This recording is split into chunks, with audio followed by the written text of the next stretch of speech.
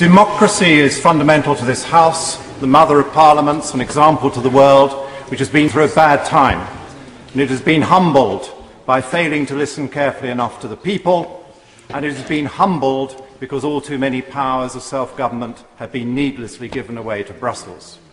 The people not only want us to listen, they not only want us to have this great debate tonight, they not only wish us to have a free vote to express their opinions and their views, but they would also like to feel that the people in this House, charged with the duty of governing, have the power to govern.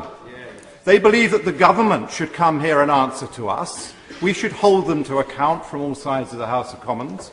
And if they do a good job, the public reward them in a general election. And if they do a bad job, they sack them. But what we now see happening, because there is too much unaccountable European power, is the breakdown of that fabric of consent which is fundamental to a democracy. Go to Greece today and just see what happens when that consent starts to break down. Rich Greeks now think their government has no right to tax them because they believe it's on autopilot from Europe and they don't like what it's doing. And poor Greeks think the government has no right to remove some of their benefits because they think, again, it's on autopilot from Brussels. Go to Portugal, or go to Ireland, or go to Slovakia, and we see that the European mess can change governments, regardless of what the people think almost, and when the people put in a new government, it makes absolutely no difference to the policy that the country is following because it is all on autopilot. We no longer have the authority or the opportunity to govern. We have to say already, on too many occasions, to our constituents, I cannot help you with that because it is a European directive. I cannot assist you with this because it is an unaccountable European programme. We can no longer change the law in the way that we wish because it is already preordained by some Brussels decision.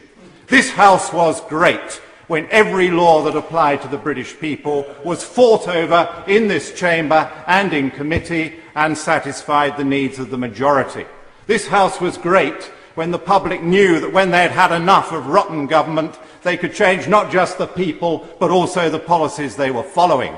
This House was great when it had full control of all our money and did not have to give tariffs and taxes away to foreign powers to spend in ways of which we do not approve.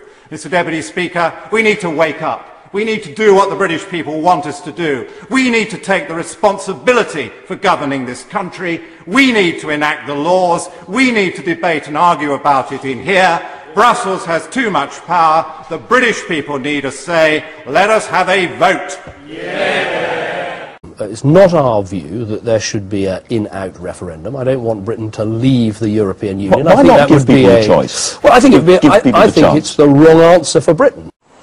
The rebels tried, but they failed, because the political elite, the three-party leaders, got together to make sure that you could not have a referendum. They shouldn't be forgiven for behaving like this, and my message to you today is if you are voting Lib Dem, Labour or Conservative, but you believe that Britain should be a free self-governing country, give them up, come and support us, come and join UKIP. We are your last chance.